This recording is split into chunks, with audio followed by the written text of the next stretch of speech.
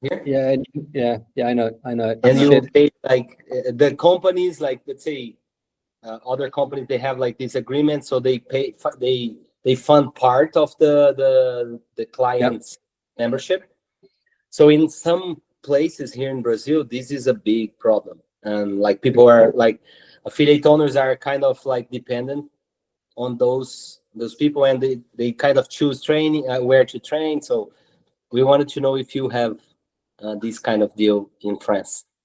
Yeah, it was the company's called Gym Libre in France, and they do that, but they basically take such a big chunk of the fee that per person or per hour, it's just not feasible, you know. Yeah, so we don't. I mean, Don't suffer with that. Some gyms do, but they get really upset after a while because they end up like half the people in their class are paying like nothing to be there, and they're taking up space. So I suppose if you don't have many members and you got a lot of space, you know, but if your gym is fairly busy already, you don't want to be people not not paying a correct price, you know. So it all depends on where you are. I'm going just to translate this brief talk. A gente estava só conversando aqui, eu estava contextualizando o Chafey no Gympass e perguntando se eles têm isso lá na França. Ele disse que até tem, mas não vale a pena, o percentual que é pago é muito baixo, então a maioria das academias não aderem, apenas algumas academias, e ele está falando que talvez se você não tem uma academia tão ocupada, né, e precisa de mais alunos, isso pode ser uma boa, mas se a academia já tem um nível de ocupação razoável aí, talvez não vale a pena. Mas a gente sabe que isso é um contexto bem específico aqui do Brasil, né, que a gente depende da região, é só um contexto inicial da conversa aí. Boa tarde para todo mundo. Mariana, Geral, Eloy, galera aí, João, com a câmera ligada e todo mundo também desligado. Fala, Ricardinho, beleza? Tá sumido, meu caro? Tamo aí, tamo na área. Carlão, beleza, Carlão? Ô, pessoal, vou dar continuidade aqui com o Daniel Chafey, todo mundo já... Eu imagino que vocês estiveram aqui na primeira chamada, se não vale a pena assistir a gravação daquela primeira chamada, que ele contextualizou da importância da gente estar buscando formas de crescer, né? Do crescimento do nosso negócio. E hoje a gente vai dar continuidade nesse bate-papo. Espero que a gente traga muito valor aí para todos nós. Vamos nessa? Alguém quer falar alguma coisa aí? Natália, Mariana ou qualquer um? Tem alguma parada? Não, é isso. E o mesmo esquema, se alguém tiver alguma pergunta específica, conforme a gente for traduzindo ali, só deixar no chat que aí a gente vai repassando para ele. Boa. Tem uma coisa para lembrar. Fala. Só lembrar que esse é o última quinta-feira do mês, então mês que vem temos um link novo no e-mail. Obrigada por lembrar. Boa. Beleza. Daniel Chafey, my friend, I was just contextualizing them about the first call, and now we are going to make it a sequel, make it continue that conversation. Better than the Joker, right? You seen the sequel to the Joker? It will make it better than that. I did not, but I imagine. Okay, I can't remember exactly how far we got on the first call. So the first call, you contextualized the growth, like why we should be looking for growth and the importance of growing our business. Yeah. And for this one, you said that now we were going to dive a little bit deeper on the 3 pillars and how we could move forward on that aspect. Yeah. That's it, right, Natalia? Let me get my PowerPoint up for you guys, right? Let me see if I can get this up and share this. Let me see if I can share this with you guys, right? Last time we couldn't share, right? So I had to do something dodgy. Let me see if this works. Let's go.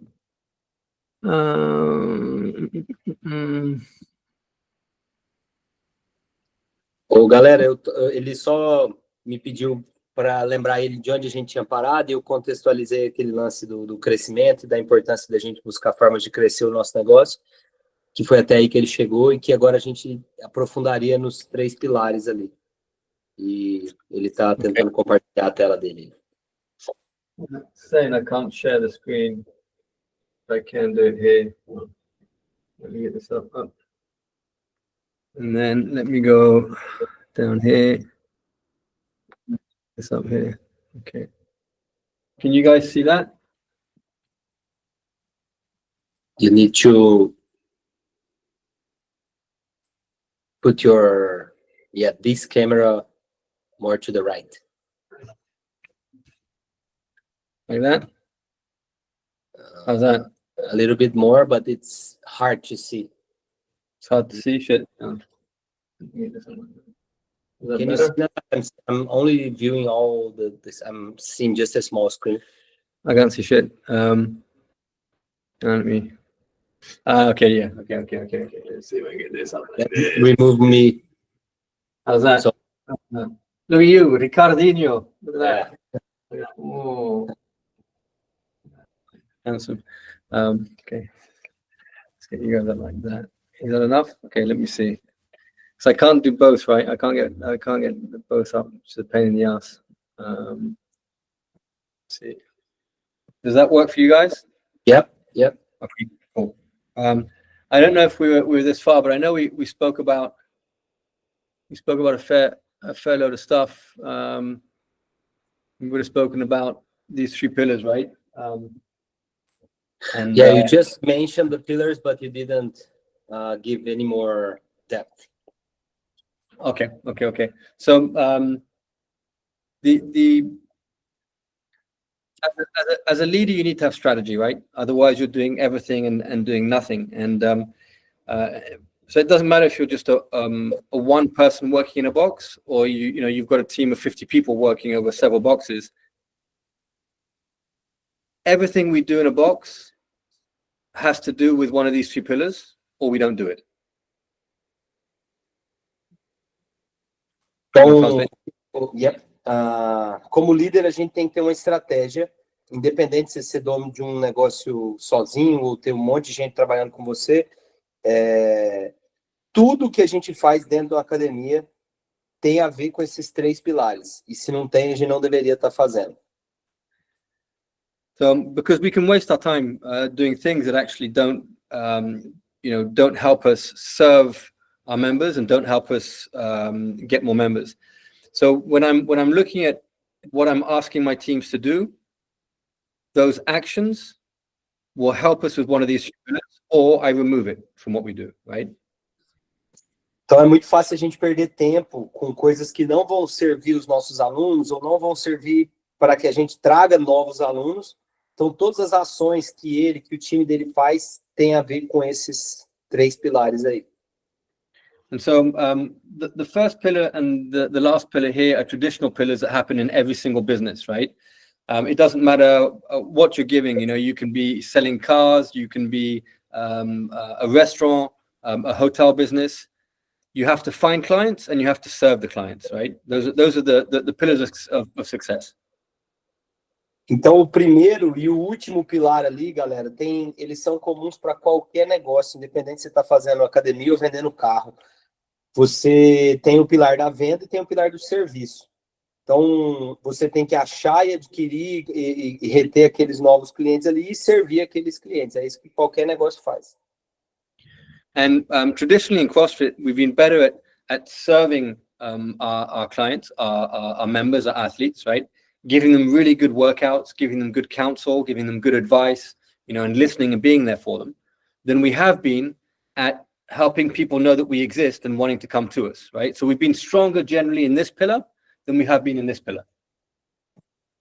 Então, tradicionalmente, a gente no CrossFit, a gente é melhor servindo as pessoas, entregando uma boa aula, uma boa experiência, né, bons conselhos ali como treinador.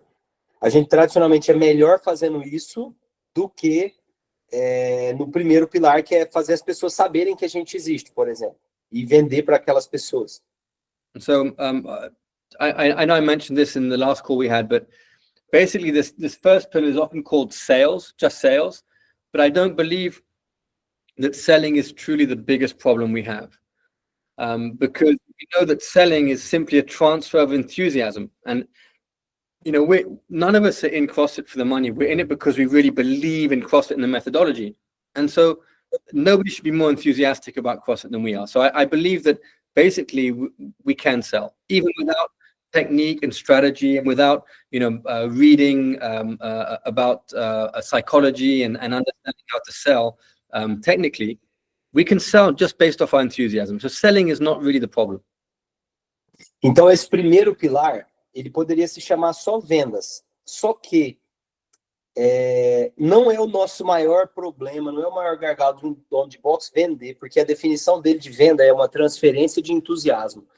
Então, todos nós aqui, a gente ama o CrossFit, a gente sabe do poder da metodologia e sem técnica alguma, a gente consegue vender bem, porque a gente acredita muito e é essa transferência de entusiasmo. Então, vender não é exatamente o nosso problema. So when we sell, when we're good here, when we're good at this here, right? This whole pillar here, it gives us two things that help us here. It gives us the euros or the dollars to give service, right? And it gives us the prospects, right?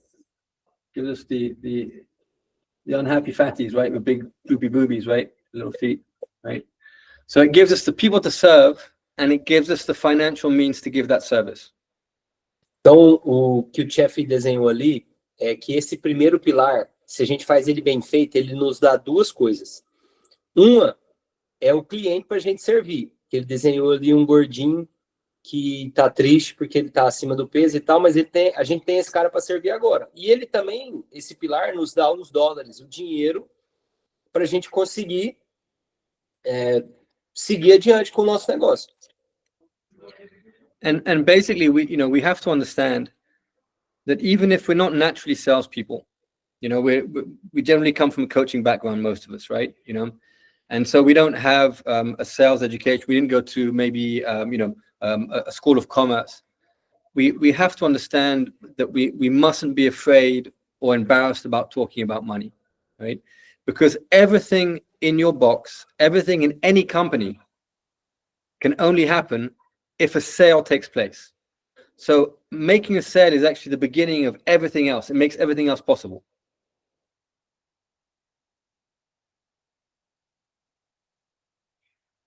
Ricardinho? Sorry, I was muted. Ele sabe que para a gente não é natural a gente ter educação em venda. A gente é muito mais do lado do coaching. Mas mesmo que a gente não tenha essa educação em vendas, que a gente não vá para uma escola de comércio, a gente não pode ter medo de falar sobre dinheiro, porque qualquer coisa numa empresa começa com a venda. And you can only help someone achieve their goals if you can already help them to make the decision to come to your box and to join your box. So these are fundamental steps, right? They have to happen in order for everything else to take place. Então, isso são passos fundamentais, né? A gente só consegue ajudar as pessoas a atingir o objetivo dela se ela tomar a decisão de vir treinar com a gente. Então, é o começo de tudo ali, é essa parte inicial da venda. So if we get this right, we get... Oh, shit. I screwed that up. Okay. So if we do this right, this here, we're doing it pretty well, right? It's going to give us here, it's going to give us the opportunity to give good service. Now, when we give good service, the good service here, it gives us a great reputation that feeds this. So it's a virtuous circle. If we can sell, we can prospect and sell, we get the money and the members to serve, we give extraordinary service, or even as we like to call it, hospitality, it gives us an outstanding reputation, which helps us prospect and sell. And that's the virtuous circle of success for business.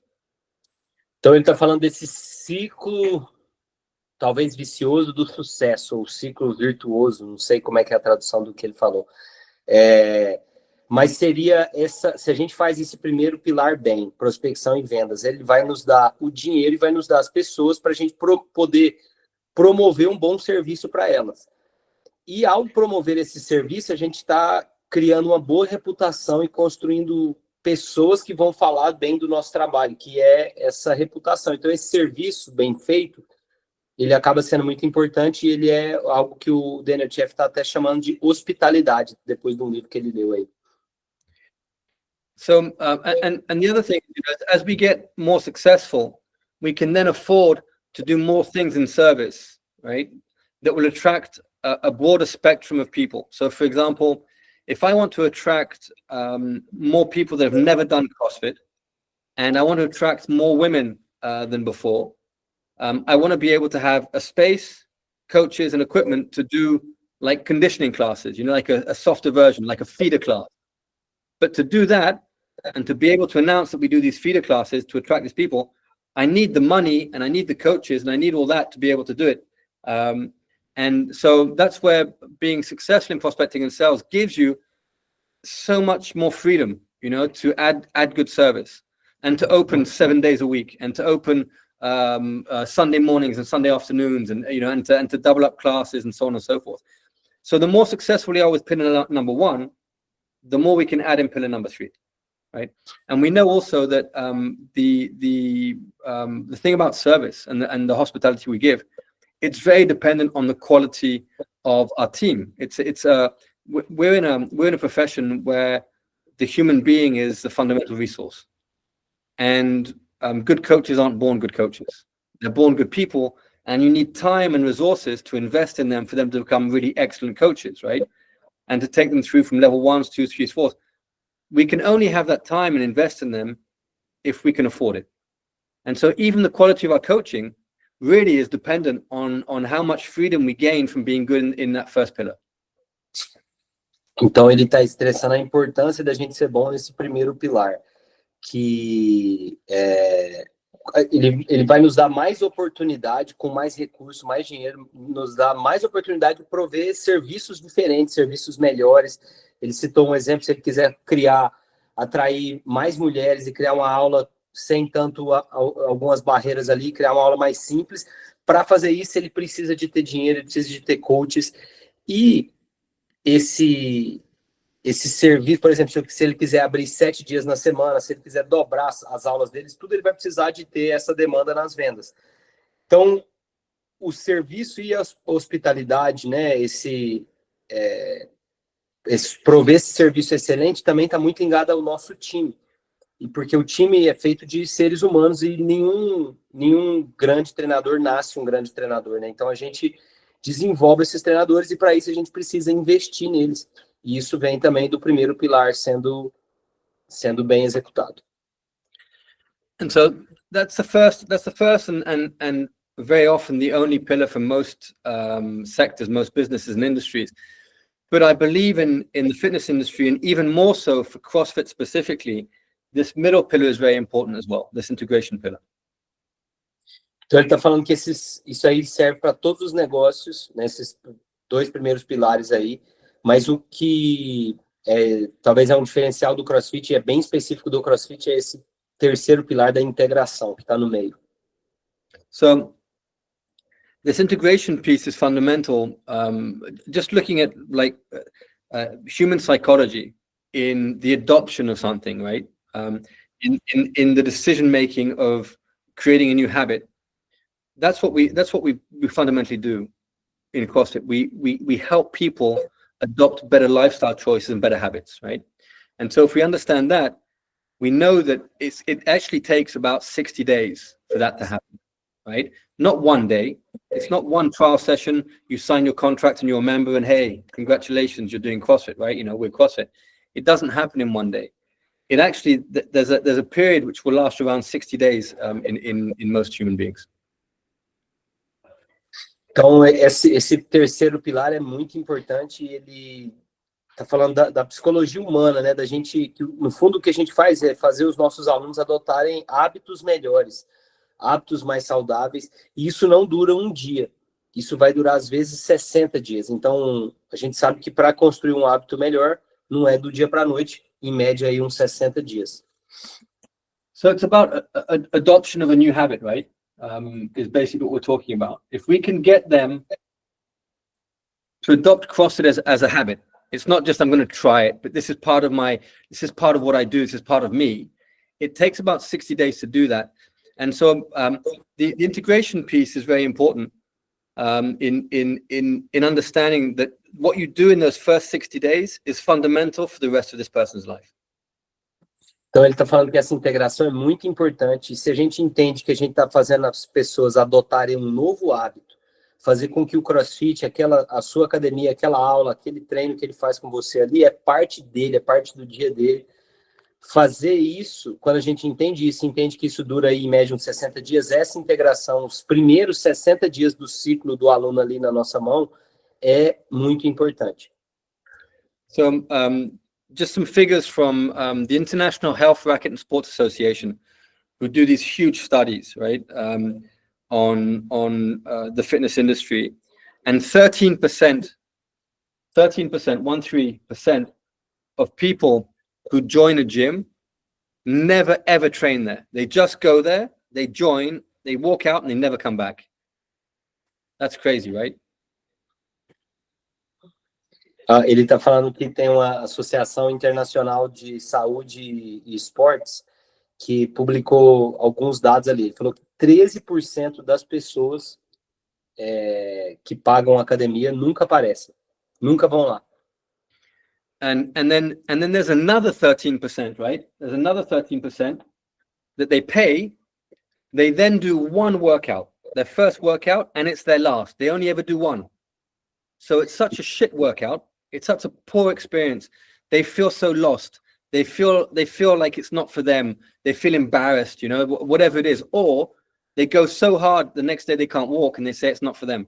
So in all, you have 26% of people that join a gym that don't actually stick to the gym, that don't even get to know what the service is. 26%.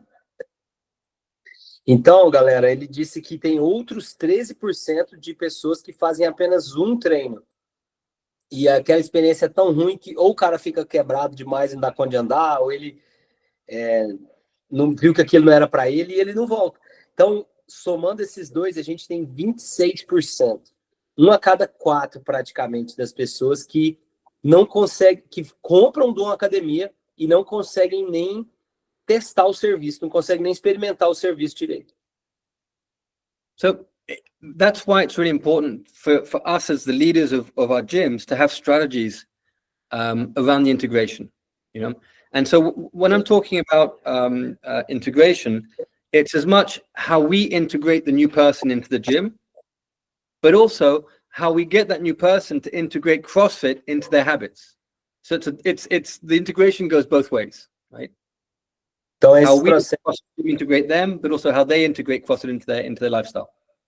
Então, esse processo de integração, ele tem meio que dois lados. Nós, como líderes das nossas academias, a gente tem que ter uma estratégia para pensar nessa integração. E essa integração é tanto do aluno na nossa academia, né, novos alunos se integrarem ao nosso ambiente, mas também deles integrarem o CrossFit na vida deles. So, as leaders, I believe we should have a very clear idea of what we want to see happening in our gyms from the first moment we talk to anybody that's not a member, all the way through to getting the appointment, getting them into the gym, them joining the gym, what we do with them in the first few weeks, and then the service we give every single day of the year for the rest of their lives, right? Mm-hmm. We need to have a strategy set out over these 3 pillars. And then once we know what we want to be happening, then we can work out who does it. You know, do we have someone at reception? Do we have a head coach? And so on and so forth. So my whole staffing structure, you know, who I have working, how many hours, what they're focusing on, is basically set out by this.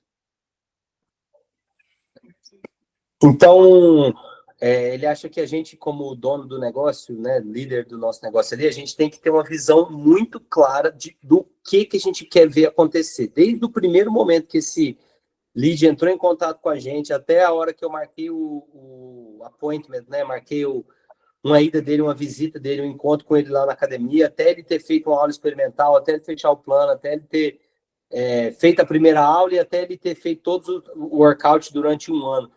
Então, toda a estratégia do negócio dele, até quem que vai fazer isso, vem depois dele ter essa visão clara do que ele quer, qual que é a experiência que ele quer que o aluno dele tenha na academia dele. Depois ele vai ver quem que vai fazer isso. Então, todo o staffing dele é feito baseado nesses 3 pilares. So once I understand what I want to be happening in and around my gym, then I can work on my strategy of who I need in my teams, what activity I want them to be doing, and how I want them to do it. And I focus on this. Me as my leader, my time is around who's working for me, how motivated they are, that I'm looking after them, I get to know them. I give clear expectations on what they should be doing, when, and in what quantity. And I train them and I give them the tools to do it. And that's my focus as a leader. Então, galera, o foco dele como líder é nesses outros 3 pilares aí, né? Quem são as pessoas que vai trabalhar com ele? Quais são as atividades que essas pessoas vão fazer? E aí o tempo dele é dividido nesses 3 pilares, o terceiro sendo treinando e melhorando essa galera, né? Dando capacidade, tempo e energia para que eles façam as atividades.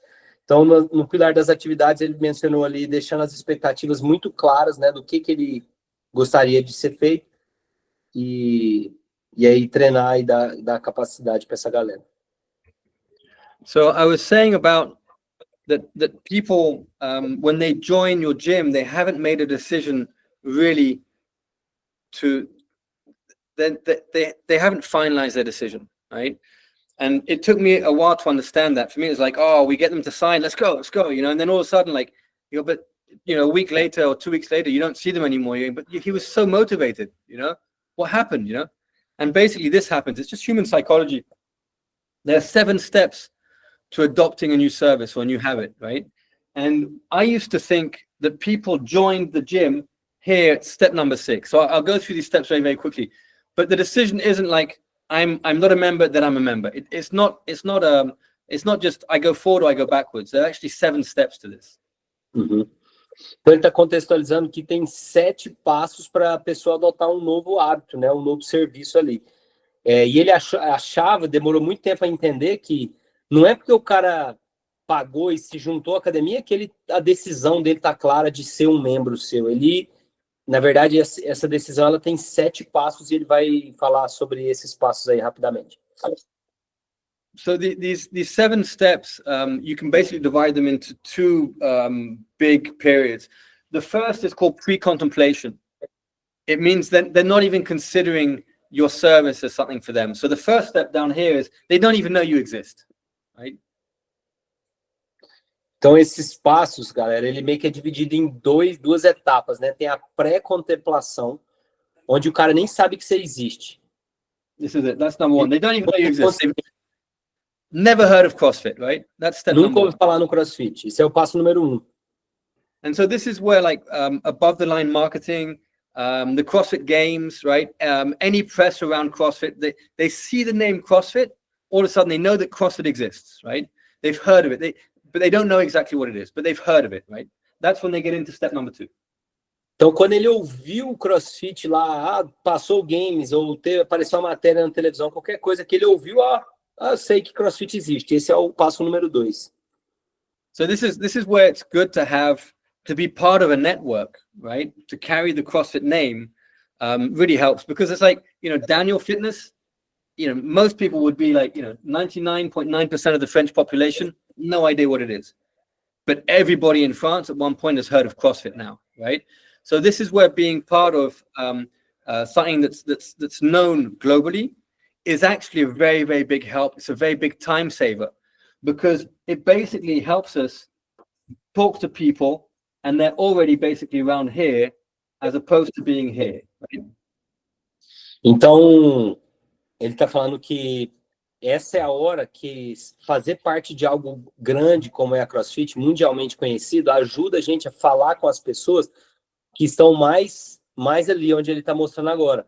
Porque te ajuda a economizar tempo, né? As pessoas já vêm sabendo quem que você é, pelo menos. So, you know, the first step is they don't know the product exists or service exists. The second, they've heard of it, but they have no intention of getting any more information. And the third is they've heard of it, but they don't think that it's suitable for them, right? Então, o terceiro aí, as pessoas ouviram falar, mas eles não sabem ou não acham que é para elas, que talvez aquele serviço ali é para elas. So, and so this step here is actually the hardest step to take people across. E esse passo é o que a gente vai dar agora, né? Vamos dizer, é o mais difícil de fazer as pessoas avançarem nele. So, for example, I have a neighbor. She's called Christine, and she's in her mid-60s, and she lost. There was a member of her family who died. She had a dog and a cat. They both died, and so she was going through depression, and she was taking medication. And I talk to her whenever I'm here. I talk to her every day, and I was like, wow, for you to train, for you to move, and to spend time away from your house with other people, it would do you the world of good. And so I was trying to convince her. I bought this house in 2016, and I've been talking to her since 2016. She joined my gym in 2023. It took literally 7 years to get her to cross this step here. Uau! Então ele está contando a história da vizinha dele que tem mais ou menos uns 60 anos de idade, membros da família morreram, estava em depressão, e aí ele conversa com ela todo dia, desde que ele comprou essa casa em 2016, e ele falando para ela como que treinar ia fazer bem para ela, sair de casa, ver gente, né, lidar, conviver com pessoas ali numa comunidade. E ele disse que de 2016, ele falando com ela, até ele só foi conseguir fazer ela ir treinar com ele, fazer uma aula na academia dele, em 2023. Então ele demorou 7 anos para fazer ela dar esse passo aí, ó, que ele está mostrando. And so for me to get her to come across, it was hard for me to bring her to CrossFit. So I had to work out how I could take CrossFit to her. So I invited her one day for coffee to come to my house, and my mother was here, and I trained my mum in my home gym, but my mother's 80, and so I invited her when I was going to be finishing the session with my mum, so she could see that my mum was doing CrossFit. Então olha só, como que ele conseguiu, né, dar esse passo? Era difícil fazer ela ir até o CrossFit, ele resolveu fazer o CrossFit e ir até ela. Ele chamou ela para tomar um café na casa dele e marcou para um horário que a mãe dele, que tem mais ou menos uns 80 anos, ia estar finalizando a sessão. E ele queria que essa senhora, vizinha dele, fosse lá na casa dele e visse que a mãe dele, de 80 anos, fazia CrossFit.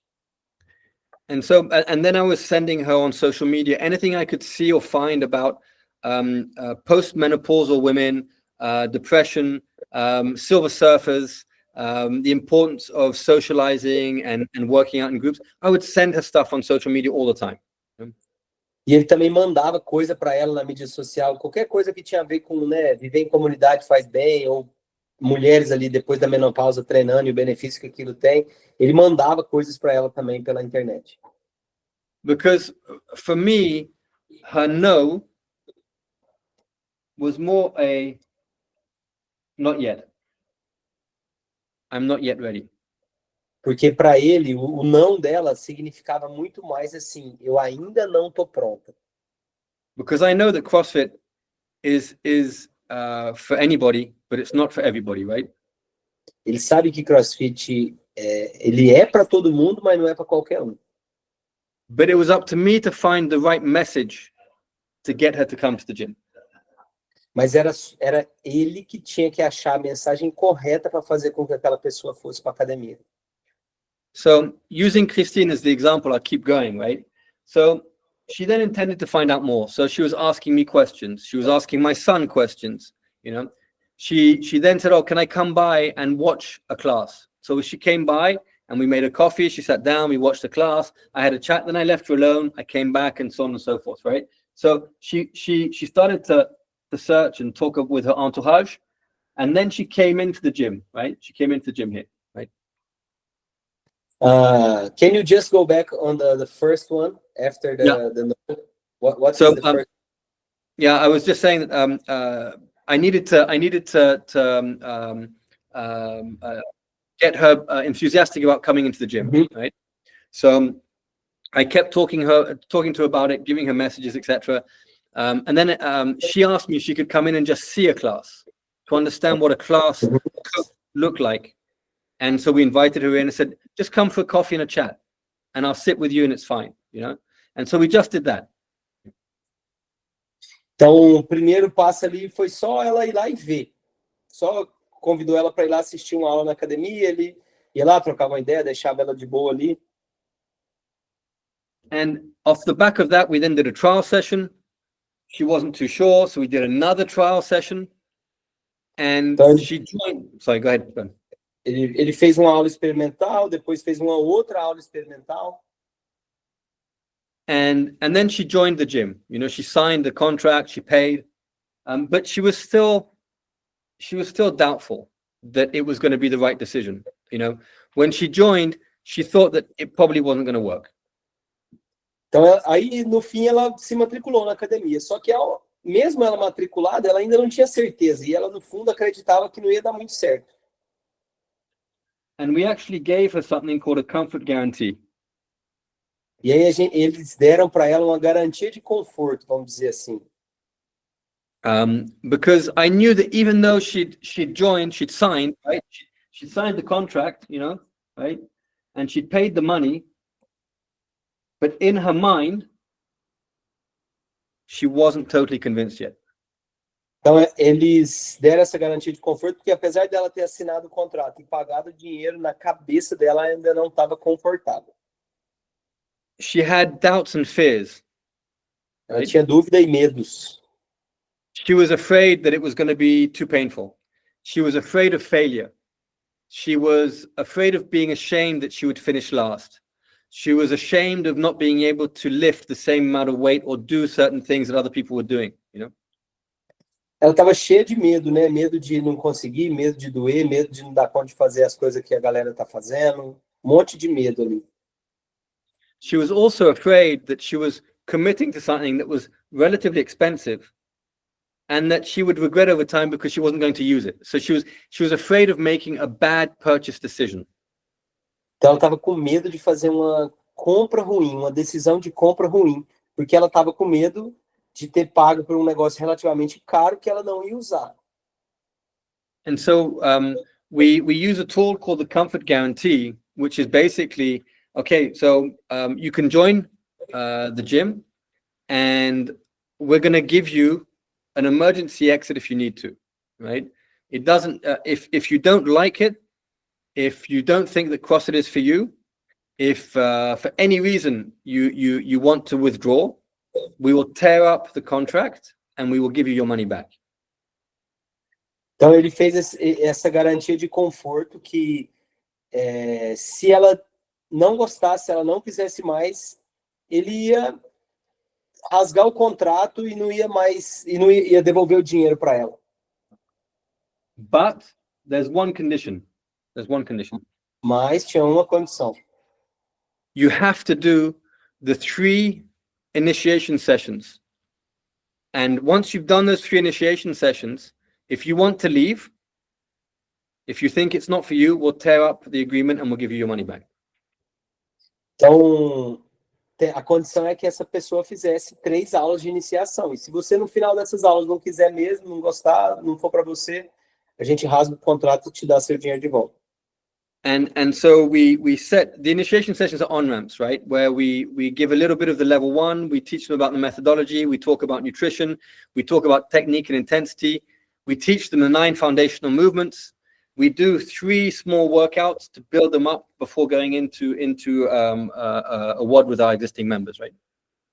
Então, essas aulas são aulas de on-ramp, né? Que eles chamam lá nos Estados Unidos, é um fundamentos que a gente costumou chamar aqui no Brasil. Aulas bem parecidas ali com o Level 1, fala de técnica, de intensidade, dá os novos movimentos fundamentais e 3 workouts ali que são progressivos para ela ter a experiência depois da aula. And we give them service calls. So we call to see how they're doing. So we do 3 service calls. We do the service calls at day 15, at day 30, and at day 45 to see how they're doing. E eles fazem essas chamadas de serviço que ele chamou aí, que é no dia 15, no dia 30 e no dia 45, eles ligam para a pessoa para saber como é que ela está. We also send confirmations the night before for the next day for the initiation sessions to make sure they remember them. Eles mandam confirmações na noite anterior à aula para garantir que a galera tá lembrando dessas aulas. And at the end of the initiation session, the coach brings the new members back down to reception to have a chat with the person at reception. And so we're here, we know that these people are here, right? And so we're seeing, you know, what are the barriers? How are they feeling? You know, are they happy about their decision? You know, do they have any doubts? So basically, during all of this time, the sale isn't one day. The sale happens over the entire period of the initiations. You know, we understand that they haven't yet fully committed to being a member of the gym. You know? Então, eles entendem que a pessoa ainda não está 100% comprometida a ser um aluno da academia. E essa jornada do prospect lá, na tomada de decisão, não termina quando ele faz a compra. Ele dura durante todo esse processo dessa iniciação aí, durante esses 45 dias, esse serviço. Quando a pessoa termina a terceira aula, ele desce lá na recepção e eles vão trocar uma ideia com a pessoa lá da recepção.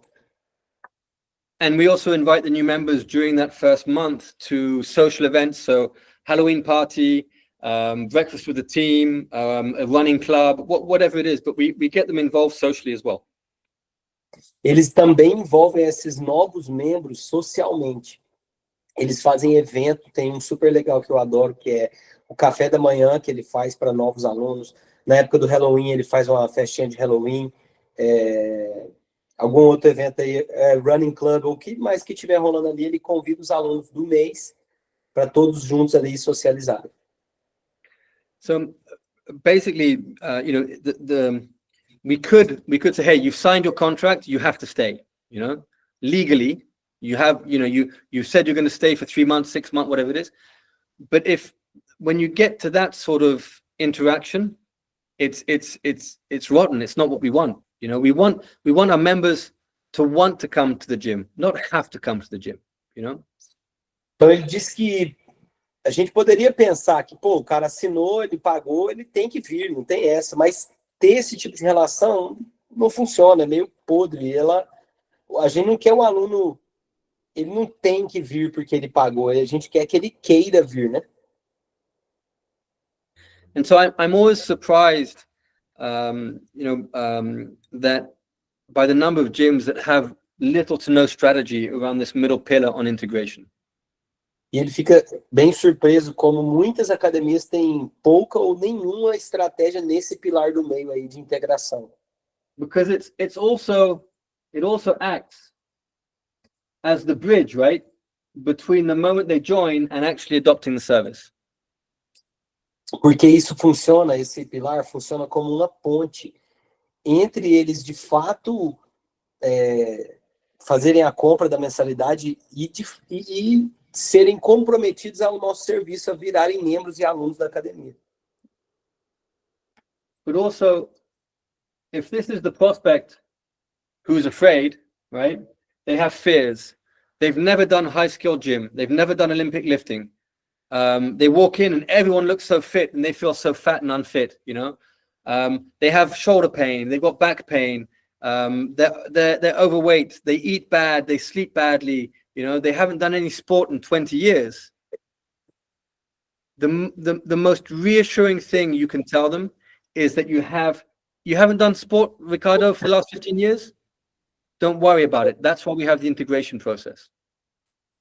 You know? Então, ele está dizendo que se a gente tem um lead, né, que é aquele rapazinho que ele desenhou lá, que ele dorme mal, come mal, tá bem acima do peso, ele chega lá na academia, ele tem um monte de medo, ele nunca fez ginástica, nunca fez levantamento de peso, ele olha aquele tanto de gente forte, bem condicionada, ele olha e fala, pô, isso não é para mim, né?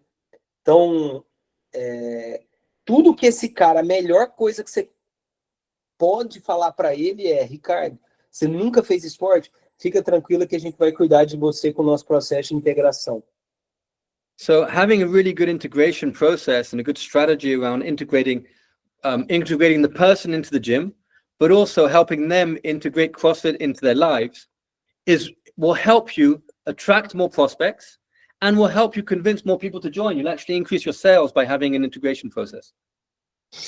Então, por ter esse processo de integração e ter uma estratégia ao redor disso, tanto de integrar a pessoa, nova aluno na sua academia, quanto de integrar o CrossFit na vida dele, isso vai te dar mais pessoas como referência, mais alunos, mais prospects e mais dinheiro, mais recursos para você continuar melhorando a sua operação. Okay. How about we pause there for questions before we move on, right? Is that okay? Yeah? Yeah. Então ele perguntou assim, que tal a gente pausar aí para perguntas antes de seguir adiante? Natália. Alguém? Márcio. Marcelo. Hello, man. How are you doing? I'm good, man. Thanks for coming for us. And it's fast. So we have 3 trial classes. So these trial classes is gonna be with the class, the regular class, or separated classes. No, there's a difference between. Sorry, you want to translate that into Brazilian to Portuguese? A pergunta do Márcio foi dessas aulas que ele fala, essas aulas que ele chamou de... Como é que era o nome da aula, gente? 3 aulas iniciais que eles têm. Iniciação. A aula de iniciação que ele falou, e aí o Márcio fez uma pergunta em relação à aula experimental, né? Se são 3 aulas experimentais, e aí o Chafey ia começar a responder. Acho que ele vai responder aí. Chafey. So there's a difference between the trial session and the integration, right? The initiation sessions. A trial session, they can come in and they can we'll put them into a WOD, we'll put them into a class, right? And our coaches have to be good enough to have someone who's never done CrossFit doing the class with the rest of the members. That's fundamental, right? That's the trial session. Então, olha só, a sessão experimental é o cara fazer uma aula, ele experimentar um WOD, e o time dele, ele tem que ter um treinador bom o suficiente para colocar um cara qualquer que nunca fez CrossFit no meio de uma aula para fazer um workout. E aí é o time dele que tem que estar treinado. Essa é a aula experimental. And then integration is basically 3 sessions, 3 group sessions, all with newbies, all beginners, right? With one coach. Então, essa aula, que é a aula de iniciação, faz parte desse processo de integração, é em pequenos grupos, com todos sendo iniciantes. So, and in that session, there will be about 15 minutes of theory. So, like, what is CrossFit? How is it different to anything else out there on the market? They'll sit in front of a whiteboard, and we'll give them a piece of the level 1, And we'll teach them... Sorry, go ahead.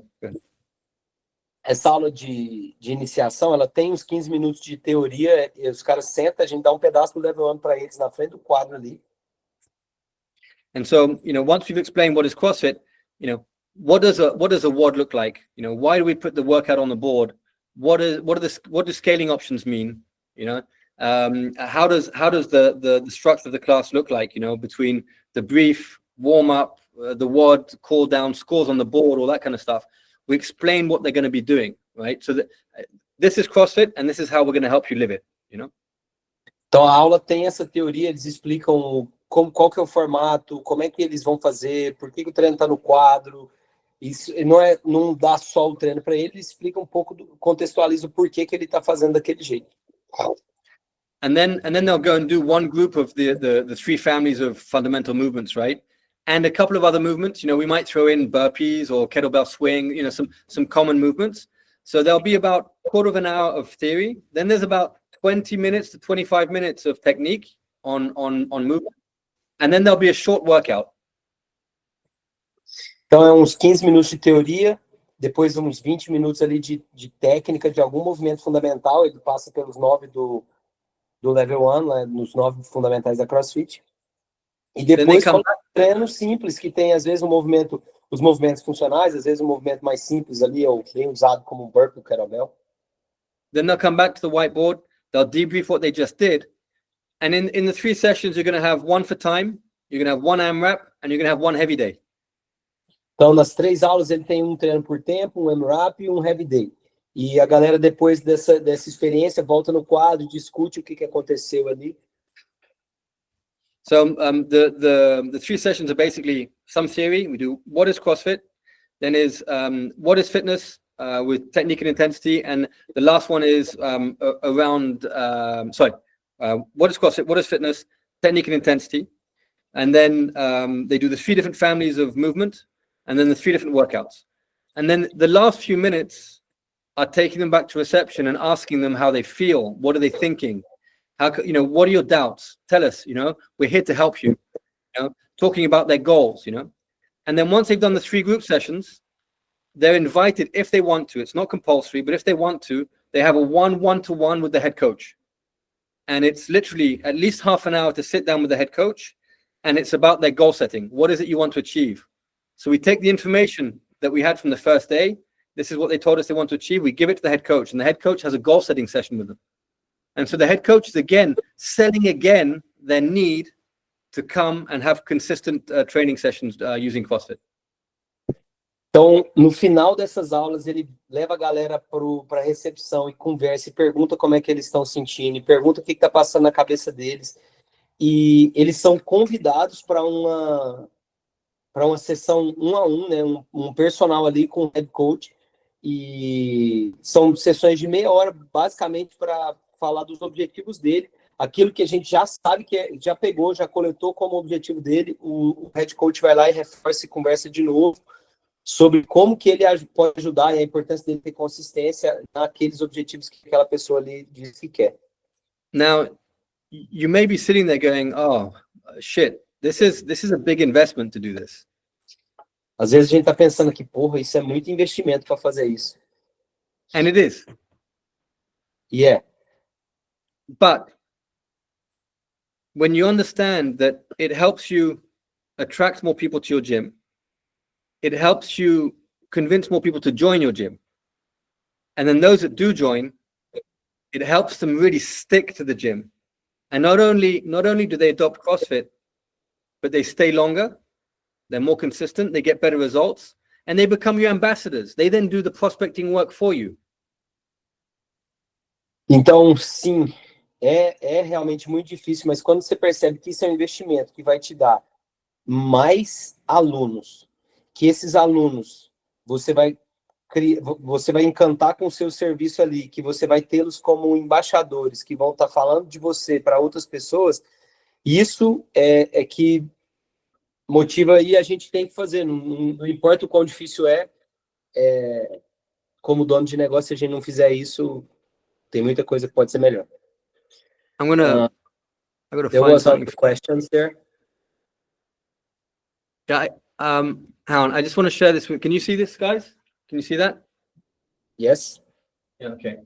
It's important that we understand that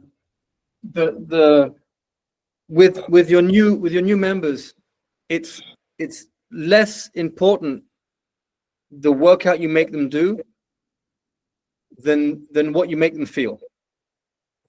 Com seus novos alunos, é menos importante o treino que você faz eles, né, terem ali, o treino que você passa para eles, do que como que eles se sentem. É muito mais importante como eles se sentem. You know, you've seen this, right? This is Maslow's hierarchy of needs, right? A gente já viu isso, né? A hierarquia de Maslow lá. This is basic human psychology, right? So, essa é a psicologia básica humana. Professor Maslow was he was a psychologist in New York about 90 years ago, and he developed this hierarchy. Ele era um psicólogo lá em Nova York, há mais ou menos 90 anos atrás, e ele desenvolveu essa hierarquia aí das necessidades do ser humano. So there are all these different levels here. Então tem todos esses diferentes níveis de necessidades humanas. So, you know, a successful gym is a gym that will fulfill people's needs. That's a successful gym. Uma academia bem-sucedida é aquela que atende às necessidades dos alunos. Now, people will come to your gym because they think it's only for physiological needs, right? They want to put on more muscle, right? They want to put on more muscle, right? And be happy, right? They want to lose the fat, the body fat, right? Uhum. They don't want to have they don't want to have back pain here, right? And Uhum. so on and so forth. So Então, they ele, come to your gym thinking that you will fulfill just this first level here. então, a pessoa entra na nossa academia achando que a gente vai preencher só essa necessidade fisiológica, que seria ajudar as pessoas a ganhar mais músculo, a perder a gordura, ou a melhorar a dor nas costas, por exemplo. A galera acha que a gente só vai melhorar isso. And that's why they think they come and join your gym. And then you start to help them fulfill these. As soon as they start to move, right, they start to feel certain things. They feel endorphins. They feel energy running through their veins. They sleep better. They feel less stress. You know, you feel that straight from the first workout, right? As pessoas, elas começam a sentir isso já no primeiro treino, já uma energia melhor, um corpo mais acordado ali, sente menos dor ou menos estresse. But your integration isn't just about the workout and fulfilling the physiological needs. It's about, so people will stay, the higher they are in the pyramid with you in your box, right? The harder they are to move away from you. The less likely they are to leave you for any reason, right? Então, quanto mais alta essa galera tá nessa hierarquia de necessidade dentro da sua academia com você, mais difícil é dele ir treinar em outro lugar, dele sair e parar de treinar com você. So the second level, and this is where the integration works as well, is it's about safety, and it's not about physical safety. Although it's true, you know, if you're stronger, you know, you feel more capable of doing everything in life, right? You know, you don't feel as though you're a victim. You know, you can walk down the street with your head held high. You can open the door. You can carry the bags, right? You're safe within life, right? We know that we can help with that, but it's above all psychological safety. It means I'm going somewhere where they're happy to see me. They're sincerely happy. You know, they want me there. I'm safe with them. These are like-minded people. Tem esse segundo nível da segurança, que tem vamos dizer, o lado fisiológico da segurança que a gente melhora, né? De uma pessoa que é mais forte, ela conseguir andar melhor na rua, ter mais confiança, abrir a porta do carro, pegar uma coisa do chão, enfim. Tem isso que a gente melhora também, mas ele está falando de uma segurança psicológica ou emocional, da pessoa se sentir bem-vinda, de ir para um lugar onde as pessoas querem que ela esteja lá, de ela se sentir confortável, que tem pessoas ali com a mente parecida. Então, esse conforto, essa segurança meio mental de estar num lugar onde as pessoas te querem bem. Think of your new members, right? You know, you can see it. I know when they've moved from just being here to there. So when they're here, they walk in, they're like, oh God, you know, it's like first day in school, you know, are they going to be mean? You know, is it going to be too hard? You know, they're like, hi, you know. But as soon as they're here, as soon as they feel safe, they walk in. It's like, hey, how's it going? Yeah, nice, you know. And their whole body language and their existence in the box changes from this first level to the second. Então toda a linguagem corporal, tudo muda quando um cara faz esse jump, quando uma pessoa faz esse jump do primeiro para o segundo nível. Ele citou, né, a expressão de um aluno entrando assim, meio sem saber, meio com medo ali do que ele vai enfrentar, e quando ele se sente seguro, quando ele se sente bem naquele lugar, ele sente que ele pode ser ele mesmo, ele já chega, e aí, tudo bem, ele tá ali, as pessoas, ele se sente bem, dá para ver a mudança quando ele passa para o segundo nível. And so you fill this out, right? And then the third level is a sense of belonging, you know, and small things. They arrive a little bit earlier before class, you know, they stay afterwards, they talk to different people, they hang around a bit, they buy the t-shirt, you know, they wear the CrossFit t-shirt with pride, you know, they feel as though they belong, you know, I am CrossFit sort of thing, you know. Então, o terceiro nível seria o cara se sentir parte. É ele usar a camiseta, ele conversar com outras pessoas, às vezes ele recebe um aluno que está chegando ali, ele tem aquele orgulho de pertencer e de fazer parte daquele ambiente. And then the esteem needs are like, well, actually, I can be quite good at this, and I'm getting results. You know, I kind of like, look at me. Hey, I did my first snatch. I did my PR, or you know, it's the first time I jumped on a box. Right? This is where people are looking for some sort of recognition and praise. You know, so it's like when Christine, you know, she used to come in really big baggy clothes, and then all of a sudden she's wearing lycra. You know, it's like, hey, you know, you've lost some weight, right? Looking good. It's like, yeah, this is working, you know, the esteem needs. Or when Ricardinho comes to your box and he takes his t-shirt off, you know, he wants the recognition that he's actually doing this pretty well. Ele está falando desse quarto passo, é o da estima, que você também consegue ver, né? Uma pessoa que às vezes estava indo cheia de roupa ali, agora ela tá indo treinar de lycra, quando ela está buscando algum nível de reconhecimento pelo resultado que ela já teve. Então, esse é um outro ponto que é importante a gente perceber também. And then the cognitive needs are the mental needs to learn something new, right? And so you stimulate them mentally. Now, the thing is, in our integration process and in the way we interact with our members, we don't have to wait for this to be totally fulfilled before we can work on this. We can actually work on many things at the same time, right? Então, no nosso processo de integração, eu não preciso garantir que ela está lá, já passou da barreira da segurança ali. Eu posso trabalhar em diferentes níveis. E ali lá para cima ele está falando que é de aprender novas habilidades, é um nível mais cognitivo de desafio mental. Mas esse processo de integração ajuda a gente a atingir várias camadas ali. Is that okay? I know that was a long answer to a question, but there's so much more to just giving a workout to our members. You know, there's so much. It's so interesting. Human is so interesting. You know. Ele disse que foi uma resposta meio longa, mas é que tem muita coisa além de dar um treino para os nossos alunos, né? E achei que essa explicação aí foi fantástica. Você consegue resumir alguma outra pergunta? Se tem no chat ou tem alguma pergunta? Tem umas que dá para resumir aqui. A Maria perguntou se ele oferece outras classes sem ser CrossFit e se esses membros conseguem fazer essas outras classes. Do you have other classes that like not CrossFit classes and all the members can do all the classes? Yeah. Hang on. Let me see if I can get a white page up. Hang on. Let me get a blank page up. Not this one. Yeah. Shit, where am I? Yeah. This one. Let me get rid of that up. Get that down.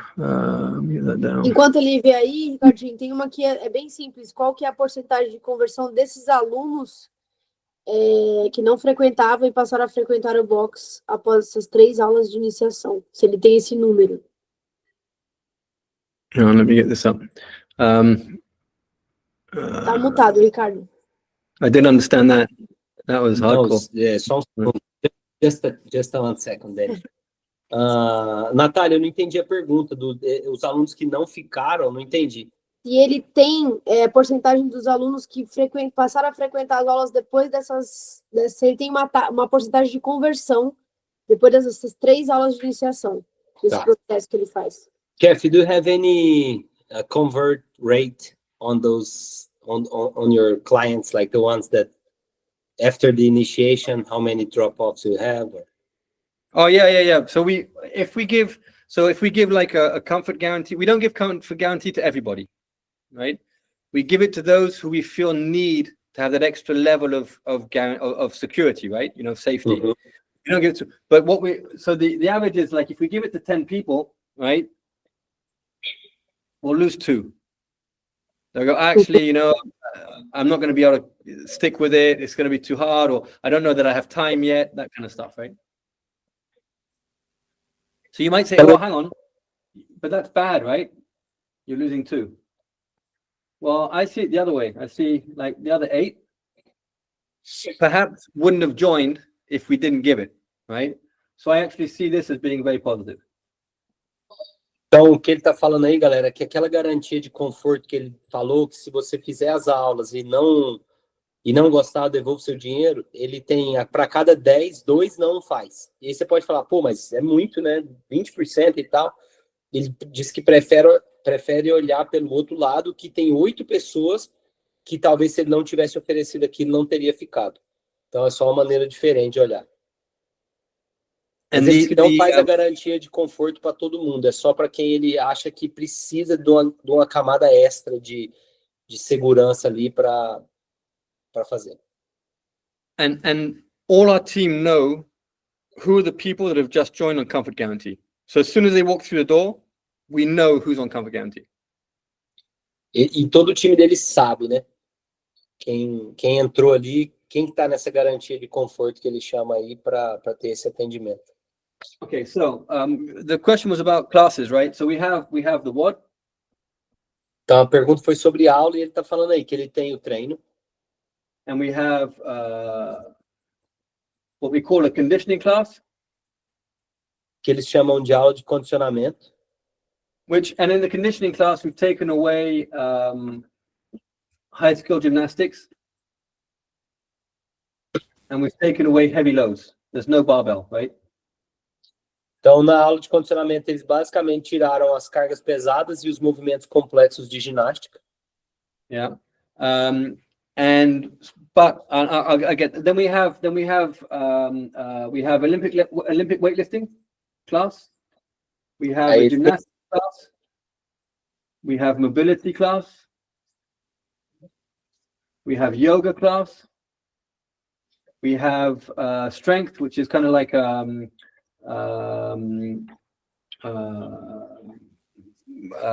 West Side barbell sort of thing, right? So we have all these different types of classes as well, right? Então, ele tem todas essas aulas aí, ó, galera, de condicionamento, de levantamento de peso olímpico, de ginástica, mobilidade, yoga, força, que seria aqueles caras do West Side Barbell ali.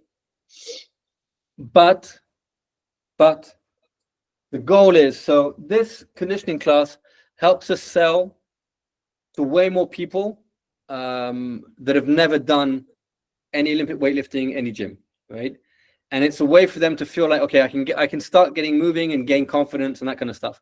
The goal is always to feed these people back into the worlds. And for these people, the Olympic weightlifting and gym feeds this, but also that feeds that. So it's like, if your weakness is Olympic weightlifting, then try and do one of these, right? If your weakness is gym, try and do one of these. But don't just do this. Right? Don't just do mobility. Don't just do yoga. Don't just do strength. Everything is feeding this. Everything is feeding this. Right? And that's a pure CrossFit programming, heavy day, the whole caboodle, right? Então, esse WOD aí é aula de CrossFit puro, tem heavy day, tem tudo. E aí ele tem essas outras aulas, que essa aula de condicionamento ajuda ele a vender para muito mais pessoas que nunca fizeram nada, ou que nunca fizeram levantamento de peso ou ginástica. E tudo abastece o WOD, né? Não é para o cara, ele não vende as aulas, ele não tem essas aulas para a pessoa fazer só as aulas. O carro-chefe é o treino de CrossFit e ele coloca essa aula de condicionamento é uma barreira de entrada, né? Que ele está tirando e a galera começa ali, depois ele direciona a galera para o workout e depois as outras aulas ali é aquele tanto sua deficiência é o levantamento olímpico, faz uma aula de levantamento olímpico, mas não faz só ela. Não faz só a ginástica, faz um CrossFit, faz a ginástica. Então, essas outras aulas acabam sendo complementares ao CrossFit, pelo que a gente entendeu aí. I used to be one of those box owners that would go to gyms, and if a gym was giving like a yoga class or something, I go, it's not a CrossFit box, And then I realized, well, actually, that's pretty stupid. It's like personally, I do 3 sessions of yoga a week. I'm over 50. My body needs something different. But it's not to do yoga instead of doing CrossFit. It's to do yoga so I can keep doing CrossFit, And so all our classes, these are feeder classes. The goal is to feed people into CrossFit. Yeah. Então essas aulas são complementares, né? Elas alimentam a galera pro CrossFit. E ele costumava ser o dono de boxe que ia numa academia, via que o cara tinha CrossFit, tinha aula de yoga, e ele falava, não é uma academia de CrossFit de verdade. E ele, na verdade, hoje tem 50 anos, faz 3 aulas de yoga por semana, porque não é porque ele quer substituir o CrossFit, mas é para ele aguentar continuar fazendo CrossFit. Então, as aulas que ele oferece são todas para abastecer o CrossFit, vamos dizer assim. Yeah, I'm old now. I'm old. Okay. Any other questions? Tem mais algum aí para a gente fechar, galera? No more questions. No, okay. Let's move on then. Okay, let's move on. Hang on a second. Let me get this organized. Okay, we were here, right? So let's talk about the 8 steps to a sale, right?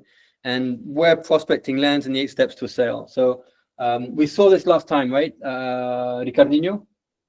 No, we did not. But let me ask these guys if we are going to keep going or if we are doing this for the next one, because we are way over time. Are we?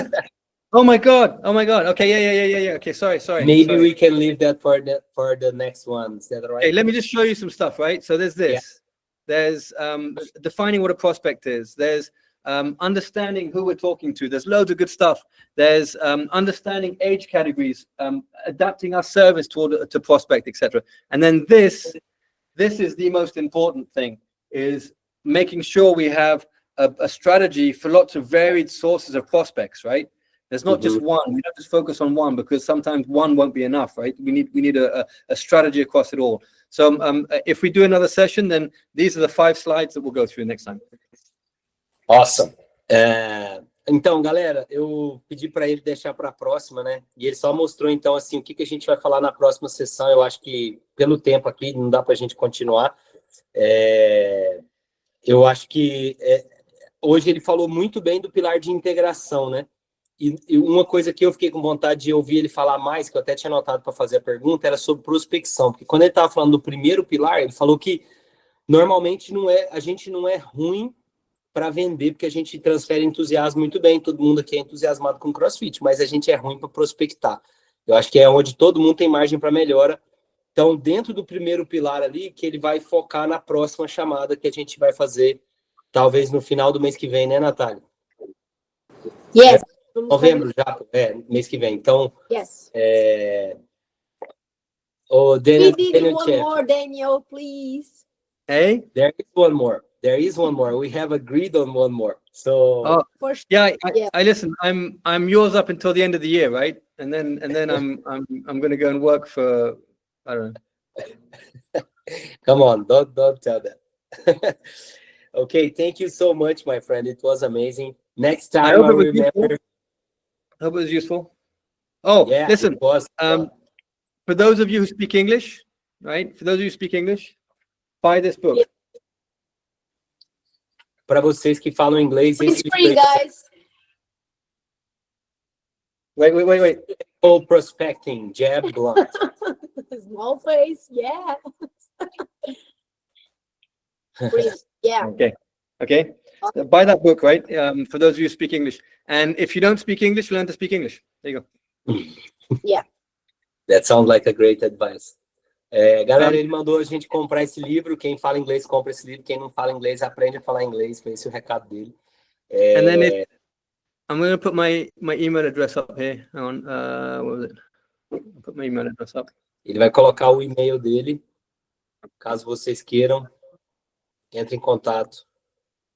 daniel.chafey@crossfit.com. Chafey com 2 Fs. CrossFit. Itchy. CrossFit.com. That's you can send me an email or jump on Instagram and at DC I think it's one and only, right? So you can send me something on that, okay? O Instagram dele é esse aí, ó, DC número 1 e único. Daniel Chafey, o único. É isso aí, meu amigo. Is that cool? Galera, manda um salve para ele aí. Eu achei fantástico. Espero que vocês tenham gostado. Yes. Thank you, Daniel. Thank you so much, my friend. My pleasure. Thank you guys. Keep going. I want to come out to Brazil. When am I coming out You to are Brazil? next year. Am I You are. invited? Yeah. A gente vai trazer ele aqui ano que vem, galera. Thanks very much, guys. Valeu, It's good galera. to see you. Obrigado. Ótimo. Obrigada. Obrigado você, meu irmão. Tchau, tchau. Valeu, Obrigado. Natália. Valeu, Mariana. Obrigada. Valeu. Valeu, tchau, tchau. Valeu. Merci. De rien. My pleasure. Bye bye. À très bientôt. Ciao.